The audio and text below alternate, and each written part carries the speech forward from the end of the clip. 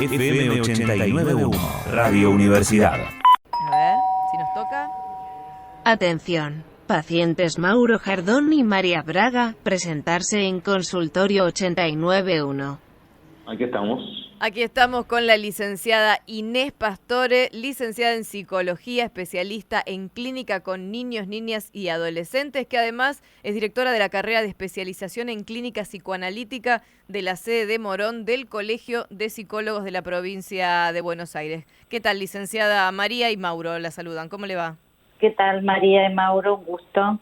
Bueno, seguramente nos estabas escuchando esto que decíamos recién, ¿no? Lo que sucede. El disparador quizás es la serie Los Juegos del Calamar, que es bastante fuerte, el contenido es bastante fuerte, incluso hay personas adultas que les parece, que incluso que no lo toleran a veces, o que dicen, bueno, sí, no es para personas sensibles, y que sin embargo vemos que hay niños y niñas que la han consumido, que la conocen, y a veces no replican esos juegos en la escuela, hay quienes imitan esos juegos sin haber visto la serie, pero que les da curiosidad. Esto es un ejemplo de un montón de otros contenidos que consumen niños, niñas y adolescentes que no son para su edad, que tienen grandes dosis de violencia explícita en algunos casos, de violencia psicológica en otros. ¿Qué pasa con esos niños y niñas? ¿Cómo se sienten? ¿Cómo reaccionan? ¿Qué les pasa cuando se exponen a este tipo de contenidos, licenciada? Bueno, el tema es que, a ver, este es uno más de los contenidos y de las situaciones violentas a las que están expuestos los niños y niñas y adolescentes. El tema es que como esto es algo que emite una plataforma, un canal de televisión, un medio de comunicación, muchas veces es tomado como modelo a seguir, como algo que, bueno, que está bueno, que es divertido jugar y hacer. Y tiene que ver con que esto se ha instalado en una sociedad cuyo nivel de crueldad ha ido en aumento en los últimos años, ¿sí? Sí.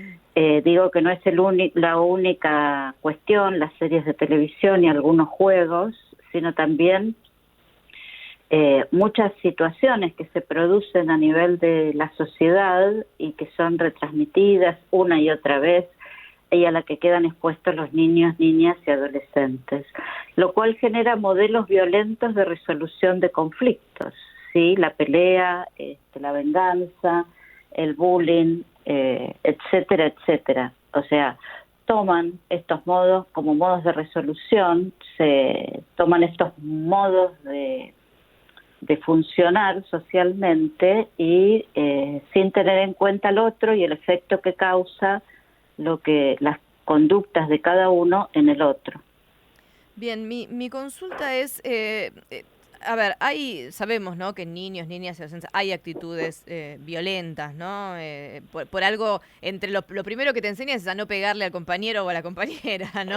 Esas actitudes surgen, esta cosa de la ley de la selva, a veces cuando empiezan a socializar, quienes hemos tenido niños o niñas en el jardín, esto lo conocemos perfectamente, el venir con la chapita, como le decimos siempre, ahí con los dientes de algún amiguito en el brazo, etcétera, etcétera. Sabemos que hay cosas que suceden. Ahora, estas formas de expresar esa violencia, quizás se copian de estos contenidos, pero la necesidad de expresar la violencia aparece igual, ¿no? O sea, que a lo que voy con esto es, si no tomaran estos contenidos, los sacarían quizás de otro lugar, ¿no?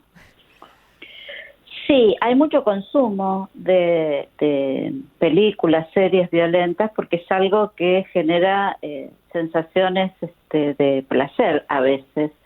Pero el tema es que, o sea, por ahí es natural, como vos decís, en niños pequeños aparece la agresividad, aparece esta cuestión violenta. El tema es que hay un adulto que no está pudiendo acotar esto porque también está inmerso en estos modos de funcionamiento de la crueldad y la violencia. Es el adulto el que se debería encargar, el que está a cargo de acotar estas cuestiones que realmente son antisociales. Claro. Nosotros nos vamos haciendo seres sociales a medida que va pasando el tiempo, pero necesitamos la ayuda del adulto a cargo, ¿sí? Que vaya marcando las pautas se vaya generando otros modos de relación con el otro. Entonces, el tema es que nosotros estamos viendo en este momento una sociedad adulta. El juego del calamar es un juego de adultos, donde los niños ven a los adultos realizar este tipo de juegos, violentos y mortíferos. Lo que pasa también, licenciada, ¿qué tal? ¿Cómo le va? Mauro Jardón lo saluda. ¿Qué tal, Mauro?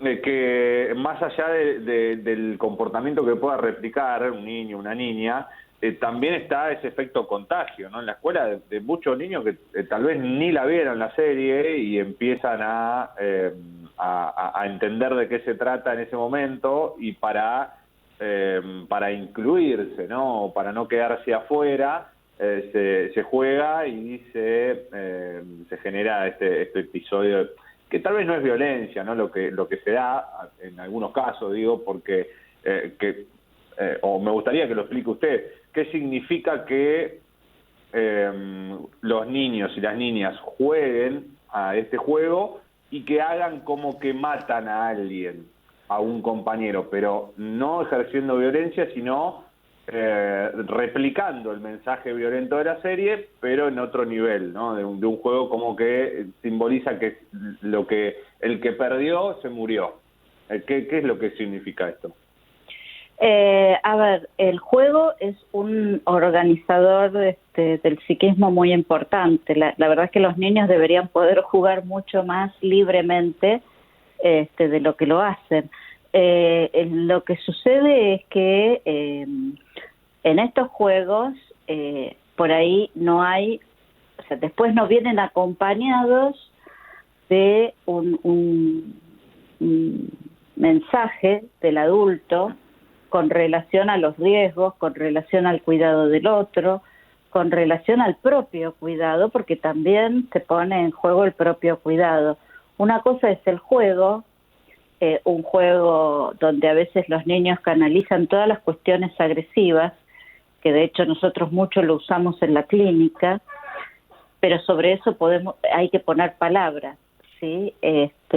Y el niño lo que ve y le queda como instalado a veces, sobre todo cuando convive con la violencia, no solo la ve en series, sino que la convive en sus hogares, en sus medios de funcionamiento, lo toma, se identifica con ese modo de resolución de situaciones y lo incorpora, ¿sí? Sí, muchas veces especialmente en adolescentes, es un imitar una cuestión de contagio, si se quiere, no es la palabra exactamente, pero de contagio de modos de funcionamiento. Nosotros venimos hace bastante tiempo también visualizando otro modo de relación violento, que es el bullying, ¿sí? Y donde muchos de ellos, si bien no lo ejercen, se callan y hacen silencio y comparten estas escenas. Hay como una escenificación de muchas cuestiones violentas y que son habilitadas, ¿sí? Sí. ¿Qué es lo que debería hacer el adulto en este caso, ya sea un docente o un padre, una madre, en el caso de que se repliquen estas situaciones de imitar esos juegos violentos? A ver, el adulto en principio tiene que ofrecer otros modelos funcionando no violentamente, ¿sí? Claro. De nada sirve hacerle un discurso a un niño sobre la no violencia y después, bueno, agarrarse a piñas ante la primera ocasión que se tenga. Entonces, en principio, también revisar un poco los modos violentos que estamos teniendo los adultos en este momento socialmente.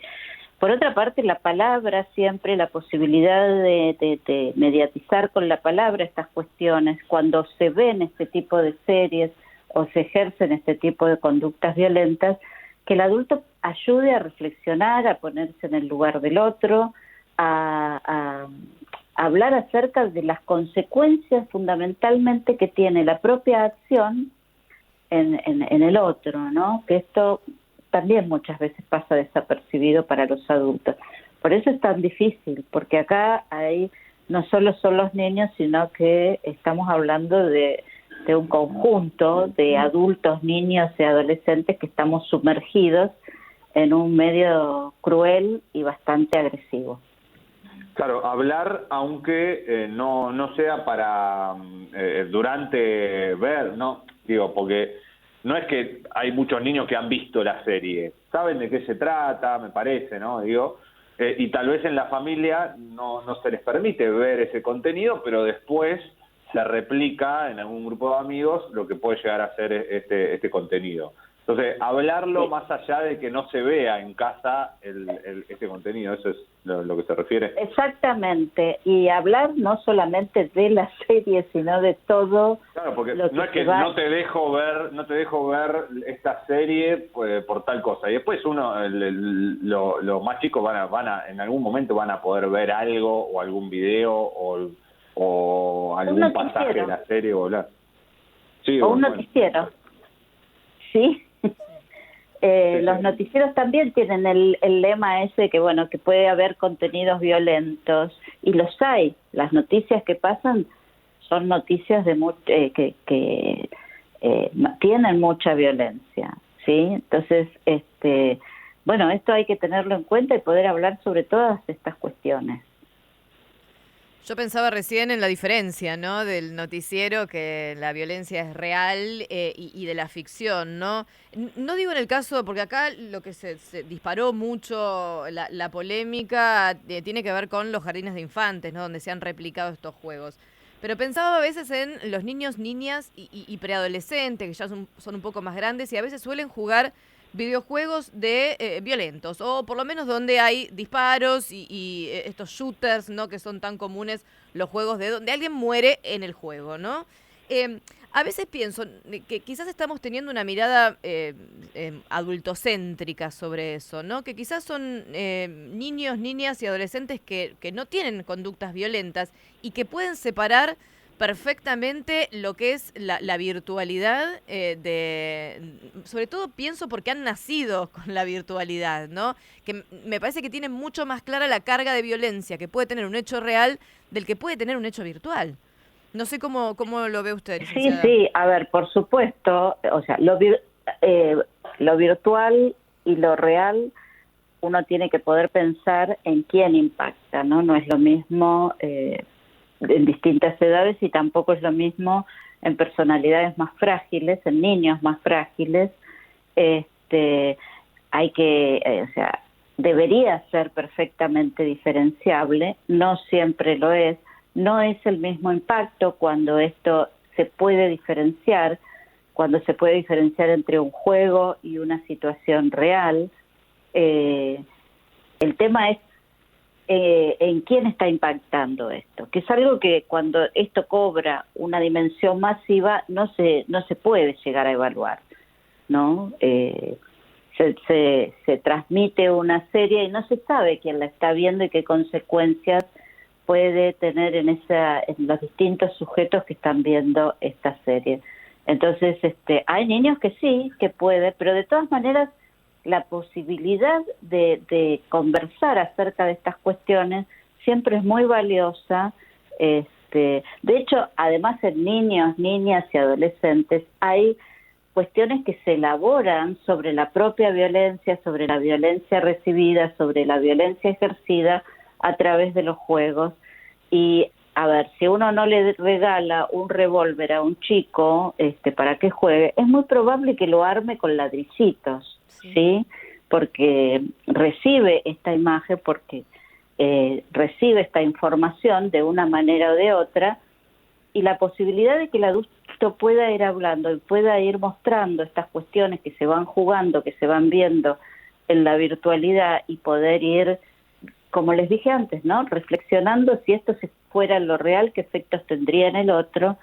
Me parece que es como la forma de poder manejar estas cuestiones. Lo mejor que tiene la infancia es esa inocencia de saltar ahí como si no hubiera red y la función de las personas adultas es ser esa red, ¿no? Atajarlo. Atajar cuando esto sucede. Licenciada, la corro un poquito de este tema, pero que están relacionados, ¿no? En este mes vemos muchas cuestiones que tienen que ver con Halloween, ¿no? Con la exploración del terror o del miedo, y hay muchísimos programas infantiles que traen esa cosa del fantasma, del suspenso, del miedo, adaptados sí a las infancias, ¿no?